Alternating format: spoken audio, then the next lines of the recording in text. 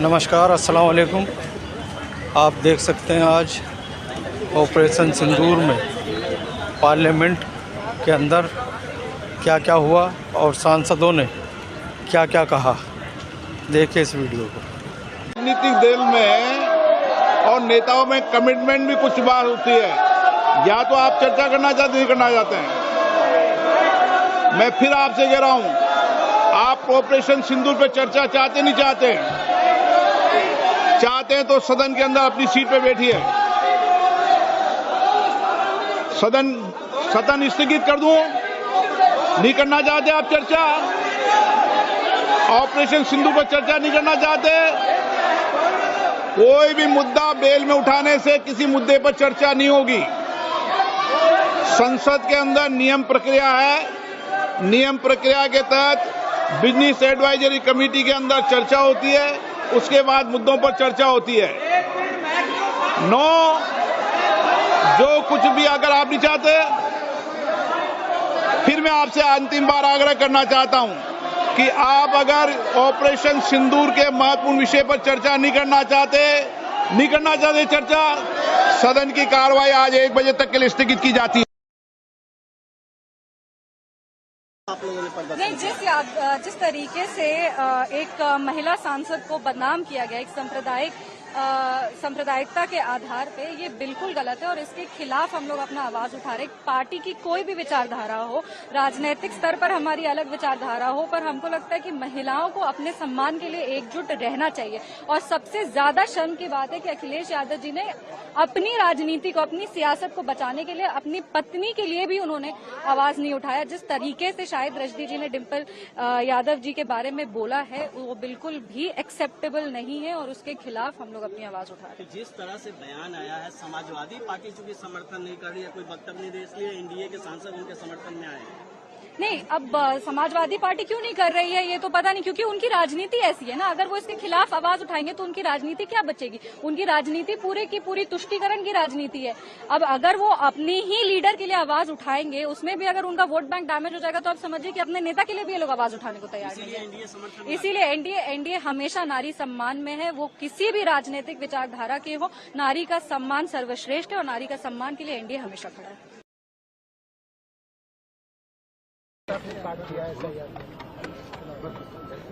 Debate पे कुछ बोलेंगे? अंदर बोलेंगे अगर बोलेंगे। शुरू नहीं हो पा अभी एडजर्नमेंट दोबारा से हो गई Rahul ji. I am aware of that, that's why I am standing outside the house. क्या वजह रही? बोलेंगे कल?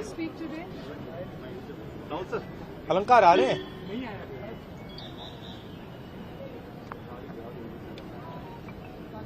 ट्रम्प के मल्टीपल टाइम बोलने के बाद, क्रेडिट लेने के बाद, क्या ये क्वेश्चन में पुटअप करेंगे या आप कई बार बाहर भी कर चुके हैं?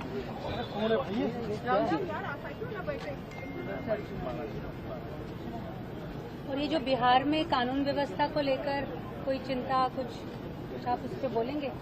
जिस तरह से एम्बुलेंस में ही एक रेप हुआ, इट वॉज हॉरिफिक।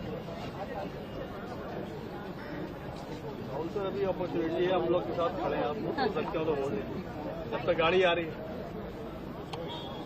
मेरी अपॉर्चुनिटी है, आपकी अपॉर्चुनिटी? दोनों की नहीं है।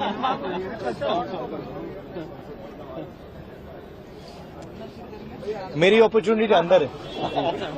अभी आ रही है।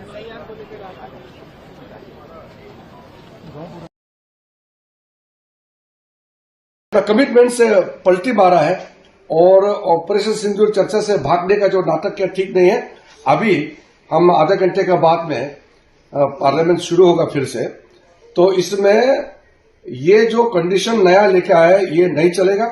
और ऑपरेशन सिंदूर पर रक्षा मंत्री प्रस्ताव शुरू में रखेंगे और रक्षा मंत्री जब चर्चा शुरू करेंगे तो उसका बात सुने और कोई भी ऑपोजिशन पार्टी पाकिस्तान का भाषा ना बोले। और हमारा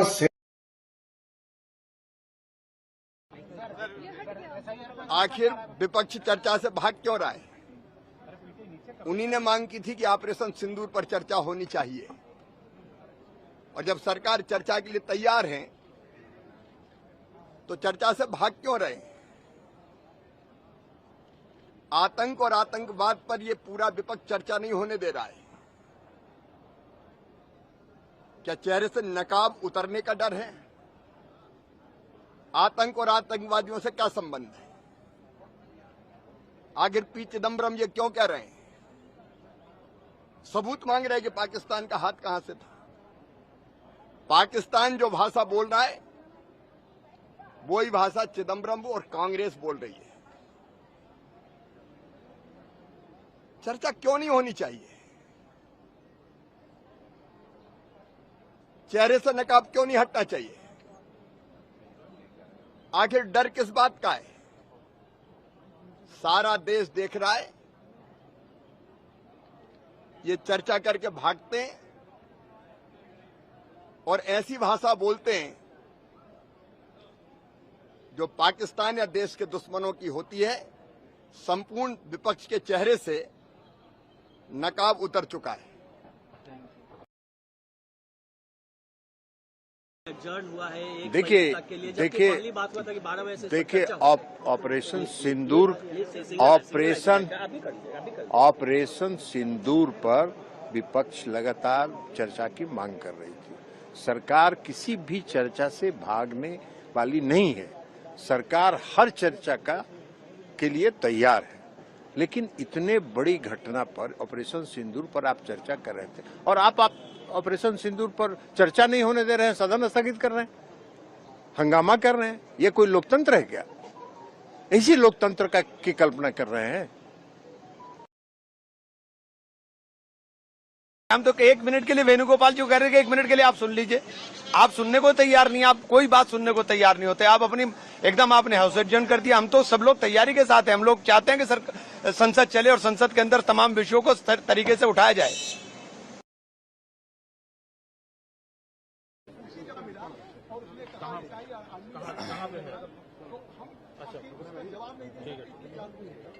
आज विपक्ष का जो रवैया रहा लोकसभा में, वो स्पष्ट इस निष्कर्ष को साबित करता है कि कांग्रेस पार्टी और उनके मित्र दल विपक्ष में सिंदूर के ऊपर, ऑपरेशन सिंदूर की सफलता के ऊपर हमारे जवानों ने, हमारे सेना बलों ने जिस प्रकार से भारत का गौरव बनाया, उस पर चर्चा करने से भाग रहे हैं। ये निंदनीय है, बहुत दुर्भाग्यपूर्ण है और उनकी मानसिकता, नकारात्मक मानसिकता का एक प्रमाण है कि वो देश के साथ नहीं खड़े हैं, देश की जनता की भावनाओं के साथ नहीं खड़े हैं। आज बहुत महत्वपूर्ण डिबेट थी। सभी ने मंजूरी दी थी कि 12 बजे पेपर लेने के बाद इस डिबेट की चर्चा होगी। ऐन वक्त पे राहुल गांधी जी भी आए नहीं हाउस में, उनके लोग तितर बितर थे, विपक्ष सदन को चलाने नहीं दिया। स्पीकर के बार बार अनुरोध के बावजूद जो कांग्रेस का रवैया रहा, जिस प्रकार से हमने चिदम्बरम जी का बयान भी देखा कि आज सवाल उठा रहे हैं और आतंकवादियों के साथ खड़े हो रहे हैं कांग्रेस के नेता, ये क्लियरली बताता है कि विपक्ष देश और देशद्रोहियों के बीच में अपना मन नहीं बना पा रहा है। विपक्ष अभी तक देश की सेना बलों के वीरता के ऊपर गर्व नहीं कर पा रहे और इतनी महत्वपूर्ण डिबेट से भागने का जो पाप कर रहे हैं, उसके लिए भारत की जनता उनको कभी माफ नहीं करेगी। देख रहे हैं आज सुबह से, लगता है कि सरकार चर्चा नहीं चाहती। पहलगाम और ऑपरेशन सिंदूर की सच्चाई सदन के अंदर सरकार नहीं लाना चाहती और इसीलिए सुनिश्चित तरीके से बिना विपक्ष को कुछ भी बोलने देते हुए अब अलग अलग समय पर सदन स्थगित हो रहा है। गौरव सर, एक इम्पोर्टेंट चीज है सर, एक इम्पोर्टेंट सवाल है कि अभी क्या हुआ? 1 बजे जब दोबारा डिस्कशन हुई थी, क्योंकि लोकसभा स्पीकर कह रहे हैं कि आप लोग डिस्कशन नहीं कर रहे हैं, हुआ अभी क्या हुआ 1 बजे? इसीलिए हम चाहते हैं कि माइक विपक्ष का कभी ऑन हो ताकि देश को पता चले, लेकिन हमें बोलने नहीं दिया जाता और हम पर आरोप लगाया जाता है। हम इस ऑपरेशन सिंदूर और पहलगाम के चर्चा में भाग लेना चाहते हैं, तैयारी है। लेकिन अभी आपने देखा कि ना विपक्ष के सांसद वेल में गए, ना विपक्ष के सांसदों ने कोई प्लकार्ड उठाया। जिन दो मुद्दों पर ज़्यादातर कहा जाता है कि सदन स्थगित हुआ, ना सदस्यों ने नारेबाजी की, ना सदस्यों ने प्लकार्ड उठाया, ना सदस्यों ने वेल के अंदर गए। उसके पश्चात भी सदन स्थगित हुआ, उनका पक्ष आ गया, लेकिन हम अपना पक्ष नहीं रख पा रहे और एक छवि हम पर साजने की कोशिश की जा रही है। हम तो तैयार हैं, लेट इट स्टार्ट। हम तो तैयार हैं, वो ऐलान कर दे चर्चा शुरू, हम तैयार हैं।